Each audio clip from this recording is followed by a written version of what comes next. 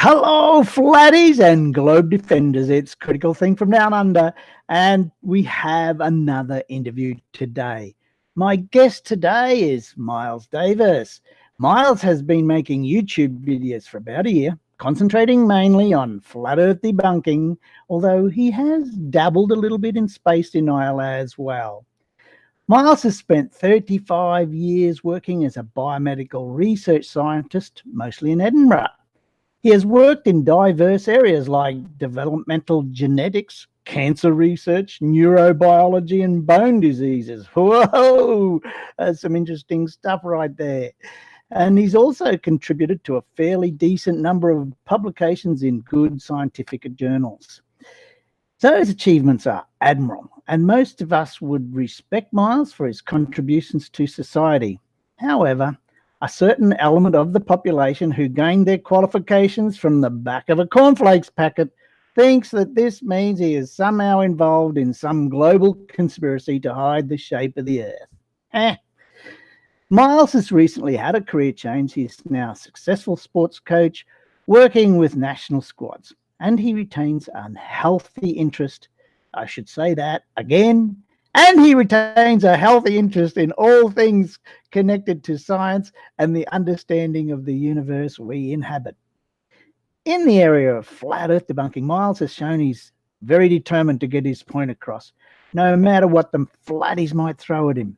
And now, would you please welcome Miles Davis? Hello, everyone. How are you doing this morning? What's the weather like in Scotland? Well, it's night time here now, or it's dark here now anyway, early evening or mid-evening. Windy, wet and cold. That's how we do winter in Scotland. Yes, well, I won't tell you what it's like here. Actually, that's how we do summer in Scotland as well. Okay, so of course, let's start with the basics, and we all want to know, how did you become a YouTube creator? Well, it was a bit of an accident in a way. I kind of started a channel. I wanted to just learn some video editing skills to use in my work as a sports coach primarily, and maybe to have some videos on YouTube or available on the internet for some of my my young pupils and charges to actually use, and other coaches to use as well. But to learn some skills, I started a YouTube channel just to play around with making a few videos and posting them. But you probably want to know how I got into the flat earth and the space deniers and all that sort of stuff. And I was trying to think of something to make a video about, and I'd happened to be watching a few and these ridiculous flat earth videos, and I just thought, well, that annoys the heck out of me as a scientist. Why don't I make a video about that? And unfortunately, once I'd started, it kind of sort of got right under my skin, and I started doing more and more of them. Yes, it sort of gets you hooked in, doesn't it? I mean, once you start, you can't stop. I notice also, I mean, you've published a few scientific papers there, and yeah. I think you must have been like flabbergasted at the quality of the stuff you see, like, quote, published on YouTube. Yeah, I mean, YouTube's really entertainment, but there's a lot of educational stuff out there as well. But the thing that you see with a lot of the conspiracy theory kind of stuff is taking one little fact and twisting it a little bit or misunderstanding it and running with it to incredible lengths without actually ever stopping to sort of question the initial kind of premise or idea. There's no critical thinking goes on, and even when they're challenging the sort of established science. They don't think critically. They just latch on to any one little thing that they think, oh, maybe that's the big key to the big conspiracy, and then they never question at all, not in an accurate or sensible way. Exactly. Now, I just wondered, maybe some people are not familiar with the process that you need to go through to get a scientific paper published. I just wondered whether you'd like to talk a little bit about that. Yeah, sure. It's actually it's a difficult process, but not that difficult.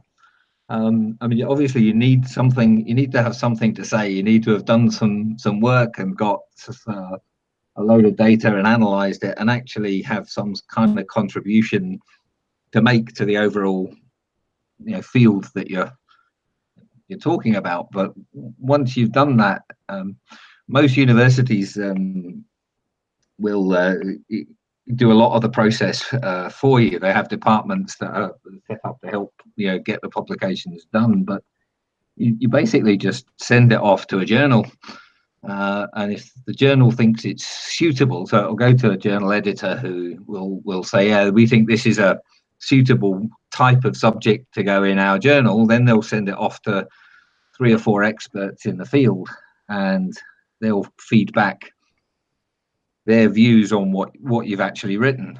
And if you've done a good job, they just basically give it a green light and say, we think this is excellent work. More often than not, they'll come back with some criticisms of what you've done. They'll notice something that you've missed out on or not checked, and suggest either revisions or occasionally just reject the paper on the grounds that it's too flawed to be worth publishing at that point, and it basically sent straight back to the drawing board. But more usually it's a few corrections, a few alterations, maybe a little bit of extra data to be added in, and then it gets published. It's not a difficult process at all, really. No, I think that the key thing here, though, is the peer review process that Absolutely. some people may not be familiar with, where your work gets criticized, and if somebody tells you you've done something wrong, what's your normal response to that? Well, the thing is, the way that it's done, I mean, it is usually very well sort of laid out, very clearly explained exactly what the error is, or the perceived omissions are, and that sort of thing. So when you read through a reviewer's comments, you just think, oh yeah, silly me, I should have done that, or something like that. Very occasionally, we actually had one paper that was rejected, but it was sent to, there's a little bit of rivalry in science, and it was actually sent to one of our rivals. And scientists are human beings, and we think he actually rejected it, possibly because his group was working on the same sort of thing, and he wanted to get his paper out first. And he made some unreasonable criticisms, which we challenged, and it was sent to other reviewers, and they said, yeah, he's wrong, you're right, and it got published straight away. So, but normally you get reviewers' comments in, and you just say, fine, fair enough, yeah, we should have put that in. Yes, we only have 5 data points for that particular observation, and we need more, and so on. And you just go ahead and do the extra work, Yeah, so you know where I'm going with this. Of course, you make a few comments about something a flatty may have published on a YouTube video. You think that the response is a little bit different there, eh? Yeah, I mean, generally speaking, they don't ever question their own work, and if somebody else questions it, they immediately put up all the defenses. Now, I mean, I'll do the same thing with my videos. Someone says, oh, you tilted the camera, which is the latest on the latest subjects. If I think tilting the camera makes no difference, then I'll respond to that effect. But I think the flat earthers tend to be a little bit more just tell you to get lost, basically, if you criticize, or say, oh, you think water sticks to a ball, and that's about all the sort of logical argument you ever get back out of them. Yes, that's right. So one of the things now, what do you think about the flat Earth movement in general? Is this a positive or a negative impact on society? I think it shows something about the way society is a little bit at the moment, and I think the internet is partly responsible in that it's given everyone a voice, and that's actually quite a good thing.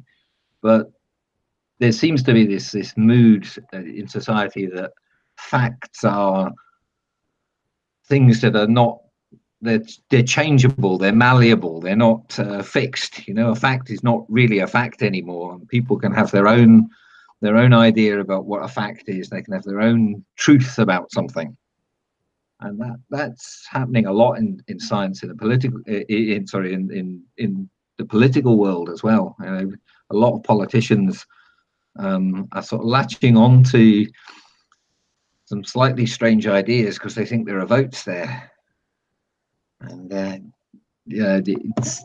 it bothers me. I mean, the flat Earth movement itself, I think, is a very interesting mixture. One of the things that's kept me involved in it is the fact that it is such an interesting mixture of people involved. There are people who seem to be using it just for their own ends, just to make a little bit of money here and there. There are others who genuinely think they're onto some great secret. There are others who feel totally disenfranchised with the world and think the government and everybody else is out to get them, and that's what makes conspiracies sort of appeal to them. It's an interesting social study. If I was a social scientist, I'd be wanting to look into it in that sort of sense. You did tell me a little bit of a story about a personal experience of yours with a flat earther. Do you want to talk about that?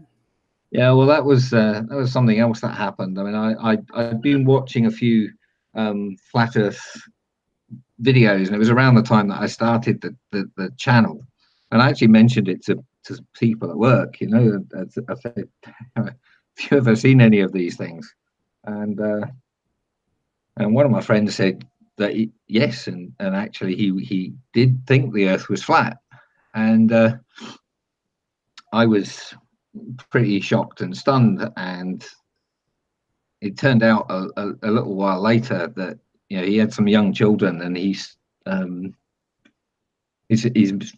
marriage and his family actually broke up over it because he wanted to teach the kids that the Earth was flat, and he decided he wanted to homeschool them, and his wife wasn't happy with it, and he went quite bonkers actually, and he lost his job, and he ended up divorced and so on.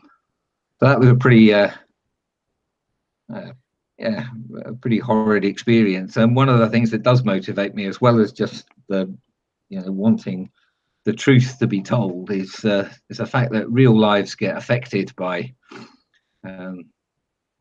things like flat Earth and cults and strange things like that. And the flat Earth has become a bit of a cult, I think. I think so too. Yes, I've formed that opinion. So when you first started with your flat Earth videos, what was your general opinion in terms of did you think that you were going to correct them and they're going to listen? And I mean, seems to be the normal thing when everybody starts out. So was that your first impression?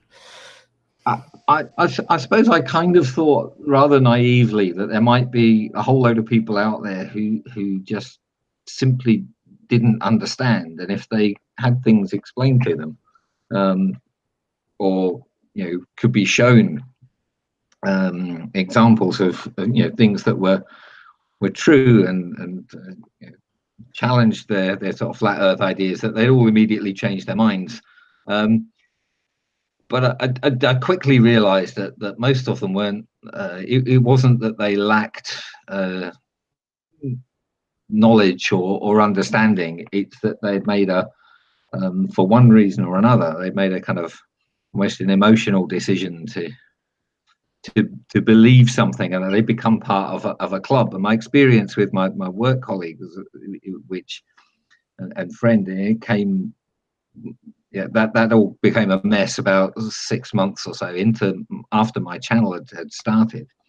That kind of got me thinking that, you know, you need to get the facts out there and the truth out there, because there are just hundreds and hundreds of videos being made by these flat earth channels, all full of sort of twisted facts or untruths or half truths or misunderstandings. And if the right information isn't out there, then more people would get sucked into it. And if the right information's out there, it might stop a few people getting drawn into what has become a cult, in my opinion.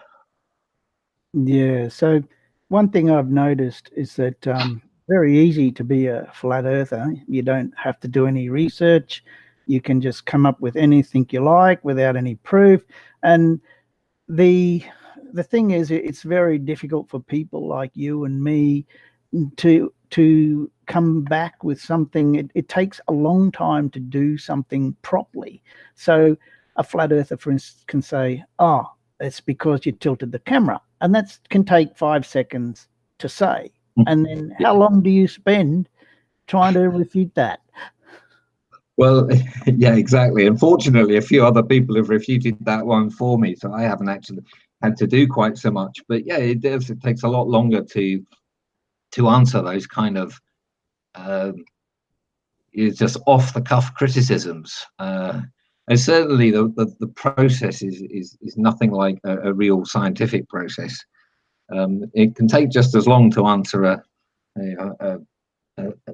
peer review criticism in science. You know, if somebody tells you you've got to go back and do another set of experiments, and you know you can spend another year doing them, but at least they've had to make their case really strongly. You know that work is really needed, and usually you realise that they're right. You know? But the quick off the cuff, oh, you know, you should have pointed the center of the camera at the bridge, or you should have, whatever, not tilted it. Yeah. Hey, how about that one? Oh, didn't take perspective into account. Yes, I know. Yeah, and the thing is, you got like the whole video, the whole first video, and that one is actually based on what perspective actually says things should look like on a flat Earth. And then someone says you didn't take perspective into account. You're like, did you watch the video? Yes. So you've seen I've put up your latest baby. Well, we've got, I mean, this, I picked that because the colors were quite kind of nice, and I wanted to, I had a really short time to get the video out because I had a number of other things to do. And perhaps when I put it up, I thought, I bet someone's going to say that should be in the center of the picture, you know, in the center of the frame, that bridge or the bridge tower or something. And then I thought, well, if they do make that criticism, it's so easy to answer that, you know, they'll stop making that criticism. And that was like, I don't know, nearly a month ago now. And they're still saying, you know, the bridge tower should be in the center of frame, even though I've now got several pictures out there that show the bridge tower in the center of frame. They still won't accept it. So this has been a real saga for a couple of weeks, this one. Yeah, it has. I mean, I was looking, I spent quite a lot of time thinking about something. Can I do something that is really, really difficult for them to criticize or to answer? Something that says the Earth definitely is not flat and would be very difficult for them to criticize. And I did a video a little bit earlier where I'd looked at the suspension bridge, which is in the middle of those three bridges, from quite near my house across towards some hills near Edinburgh. And it shows the same effect, but only by 25 or 30 meters. And nobody really bit on that because they could just say, oh, a bit of refraction, or your camera wasn't quite accurate and 20 meters is nothing, and that sort of thing. Yes. And then I hunted around, and I knew that the principle for the observation was correct and would be good if I could find the right place. And then I found a place where I could actually do it over 100 kilometers, and between the camera and the hills, and get over 1,000 feet of curvature, sort of demonstrated, if you like. Yes. And so really pleased to find it. Yeah. You were very lucky to find that. I mean, those sorts of things are a little bit difficult. I've hunted around and not easy to come by.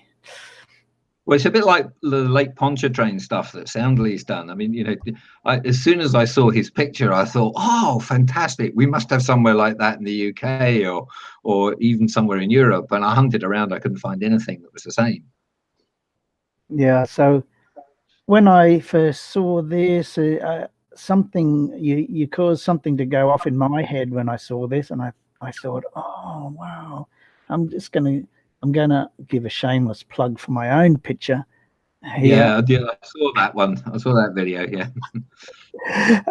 Because you actually inspired me to think of this. Here I've been taking photos of ships for quite a while, and it never dawned on me that this is a very simple observation, like yours is very simple. The horizon, I'm at 24 meters in height.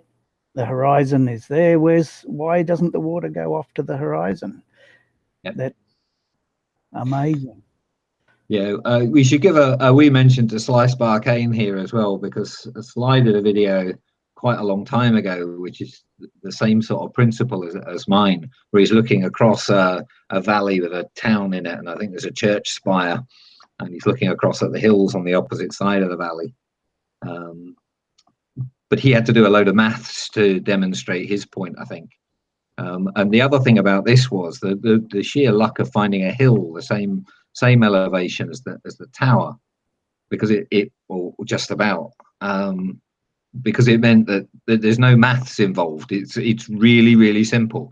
If the hills in the background fall below the top of that bridge tower, then that's it. The Earth can't be flat. You don't have to do a lot of trig and to prove your point. No, but you do have to do a lot of mental gymnastics and making up stuff to disprove it. Yeah, absolutely.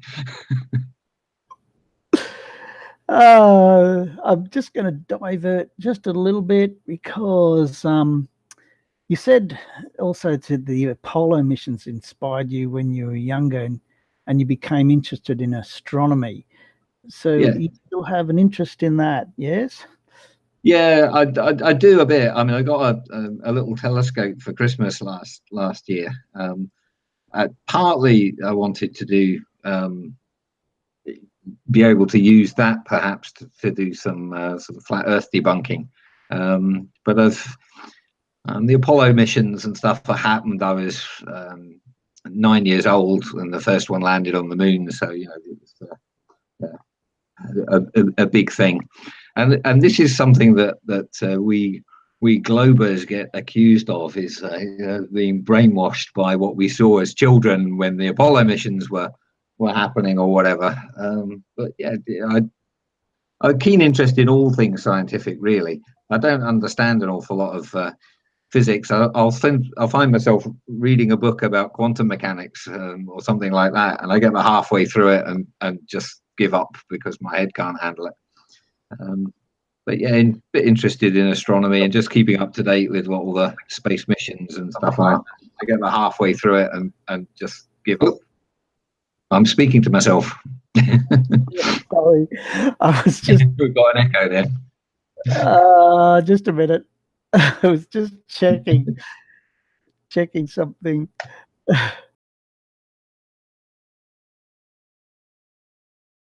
You've tried a couple of debunks on those NASA things. Something. What do you think about all this talk about NASA? I don't know. find that really difficult to understand. I mean, I've had quite a lot of run-ins with people who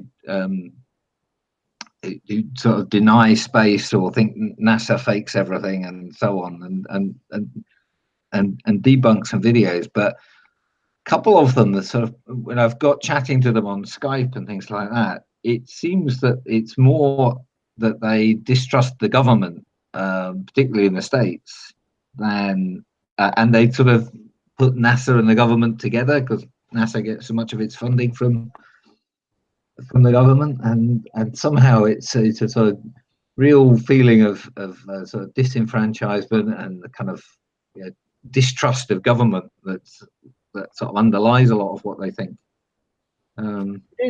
It But is.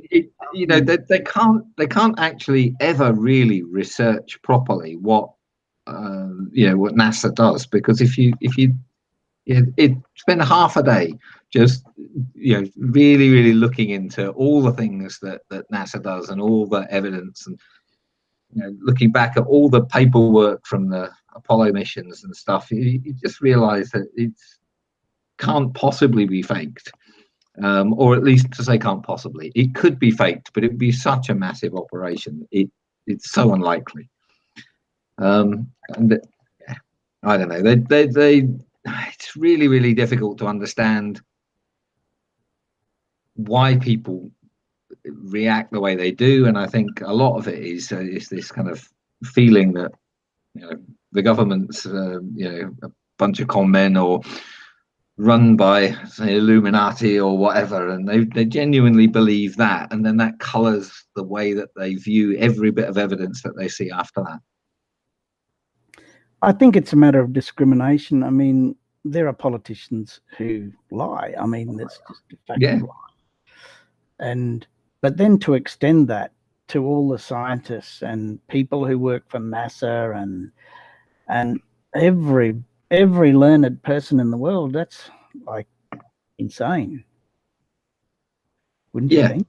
Yeah, well, it seems, I mean, having worked as a scientist for so long, and scientists are people. There are some bad ones out there and some good ones, but the whole process is, the thought that it could all be, sort of manipulated to maintain some big, huge lie about, the shape of the Earth and the fact that space doesn't exist is, it's just crazy, absolutely crazy. But as I say, I think a lot of it comes from this feeling that authorities or government or whatever is bad, up to no good, always lying to people, and they use that colours absolutely everything else that they view or they observe. Yes, I may be wrong, but that's how it seems. So I'm going to put you on the spot maybe here, but what's your prediction of the future of the flat Earth movement? What's in store for 2019? I honestly don't know. I mean, I hope that things like what I've done recently might start to to slow it down a little bit. It does seem that the number of people jumping onto the debunking bandwagon is growing, and they're attracting a lot of viewers. I'm not, but some people are. People who do it in a more entertaining way than I do, I think. And and they out there on you. I think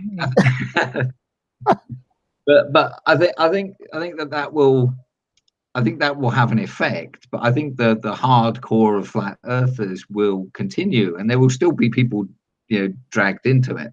And I don't think it'll ever disappear completely, but my hope is that enough sort of honest, truthful channels out there,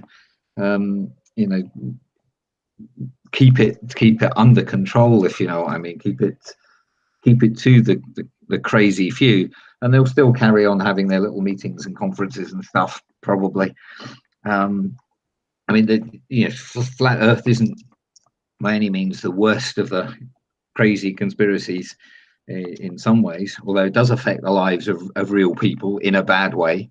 But things like the climate change deniers, anti-vaxxers, and things like that, they're perhaps a bit more of a worry in a social kind of sciencey sense.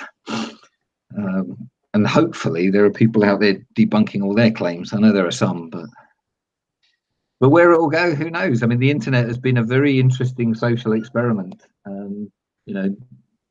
No one I think when the internet started would have thought that Facebook and Twitter and Instagram and YouTube and all these things would actually develop the way that they have done.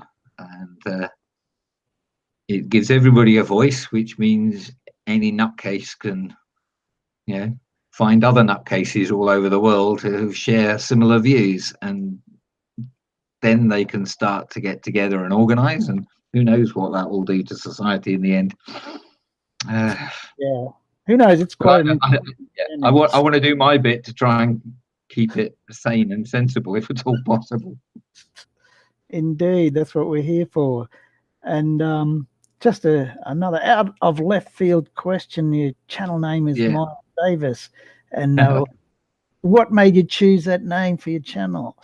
Well, as I said, I started the channel to really just to learn some video editing skills that I was going to use in my current employment. And at the time, I set up a YouTube channel just to practice doing some video editing stuff and posting it on YouTube, because I actually wanted to be able to post stuff on YouTube, whether it be public or private.